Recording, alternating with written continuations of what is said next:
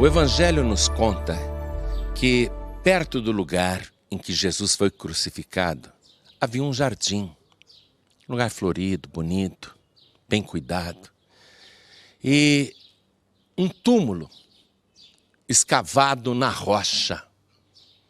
Está vendo? Isso é uma montanha, uma rocha. Um túmulo escavado. Naquela época, os defuntos não eram cobertos de terra. Vou te contar como fizeram com Jesus, que era o costume, então, para sepultamento das pessoas. O corpo de Jesus foi retirado da cruz antes que o sol se pusesse naquela sexta-feira à tarde, porque depois da sua morte, o sol voltou a brilhar. Então, José de Arimateia foi para Pilatos e pediu o cadáver de Jesus. E nos diz a palavra que Pilatos ficou admirado que ele já estivesse morto, porque geralmente um crucificado ficava agonizando dias ali, num espetáculo horrendo, aterrorizante.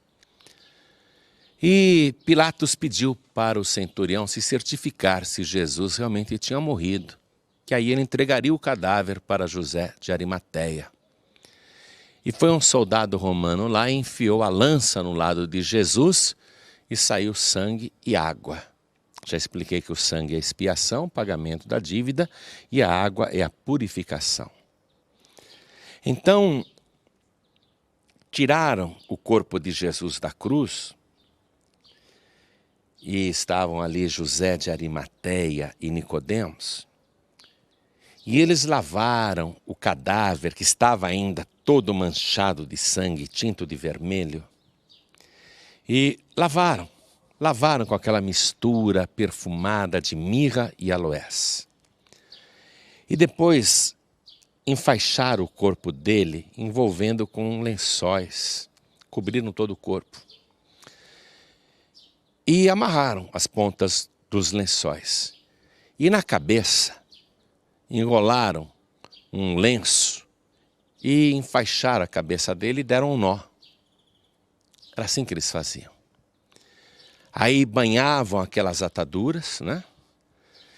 Banhavam com aquele perfume e levavam o falecido para um sepulcro. Geralmente eram cavernas naturais ou cavernas especialmente preparadas para isso, cavernas escavadas na rocha.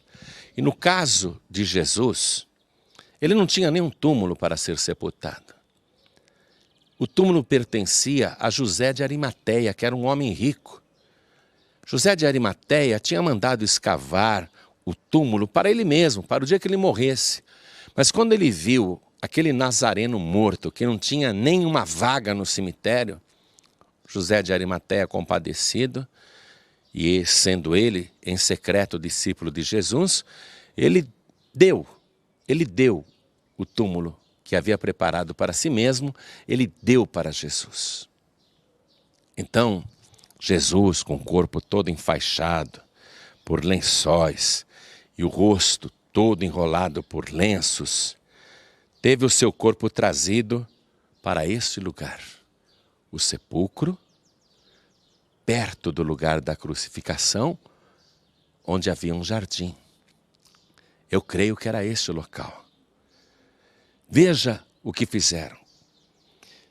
Não havia lá dentro uma cama, uma lápide, porque no chão era esculpido uma espécie de leito, onde o cadáver era depositado.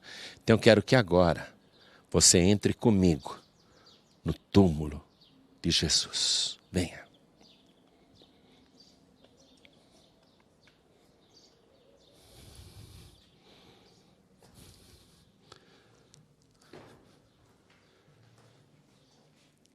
Veja como é. Aqui nós vamos ter um eco. Veja.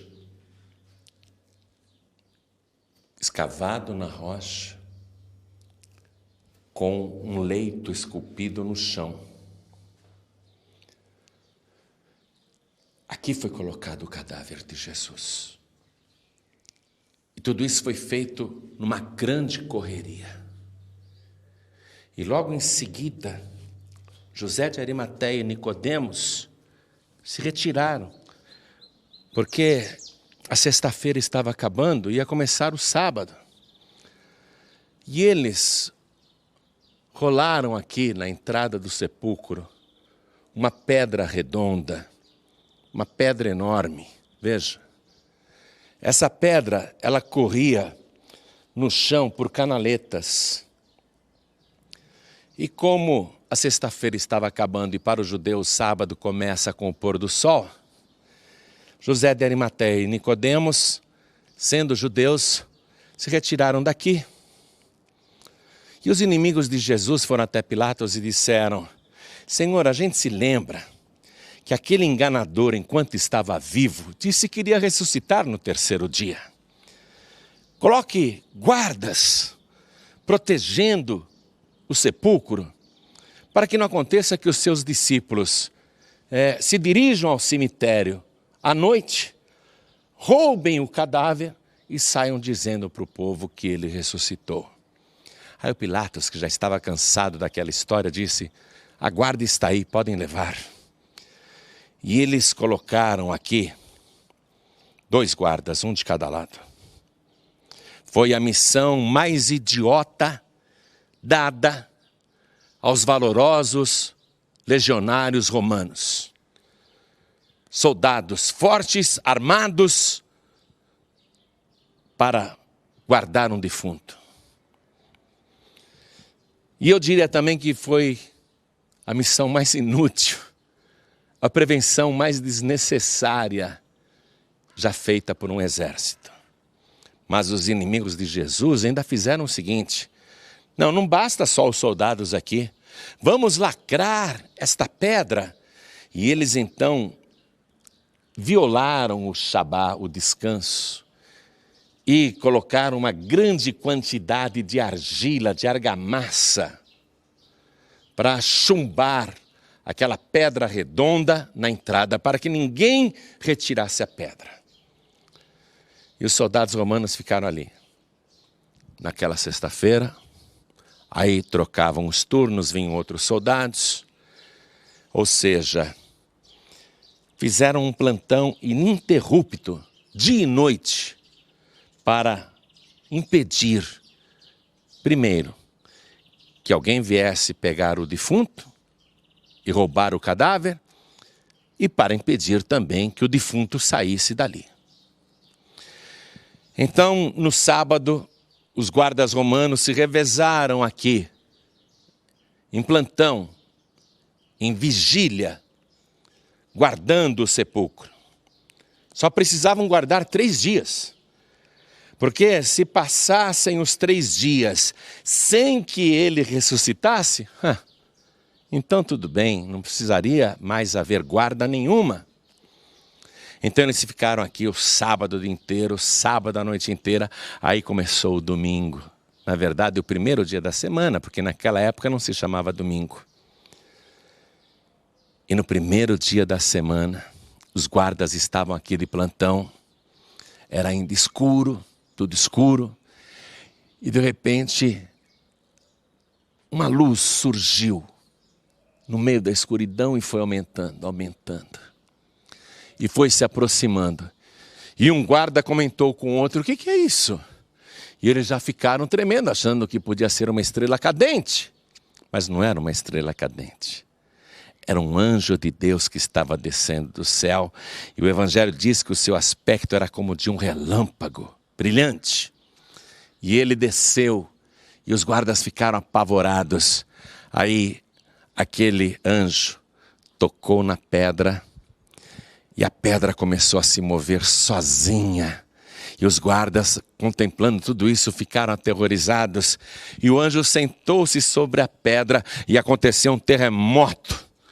Abalou tudo isso, tremeu tudo. Os guardas ficaram como mortos. E um clarão saiu da sepultura. Um clarão muito forte. Os guardas foram testemunhas. E aquele que tinha sido morto na sexta-feira, ele sai desta sepultura. Foi algo mais ou menos assim, ó. Mais ou menos assim, ó.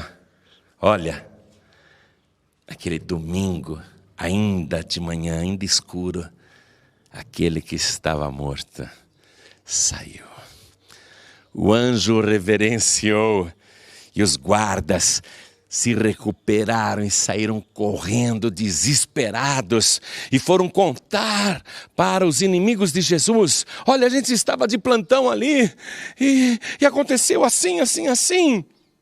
Ao invés do sumo sacerdote Caifás dizer: puxa, então realmente ele era o Messias, realmente ele é o Filho de Deus, realmente ele ressuscitou.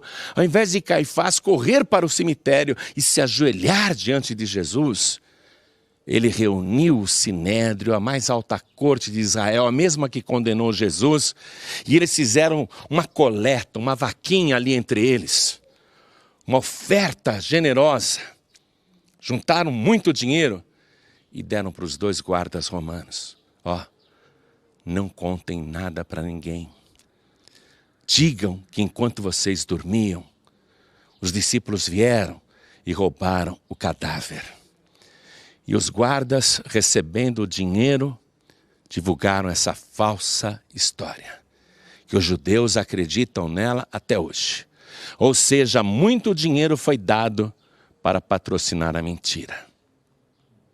E até hoje muito dinheiro é gasto para se divulgar esta falsa notícia. Mas nós estamos aqui para dizer a você e mostrar a você que entramos nesse sepulcro.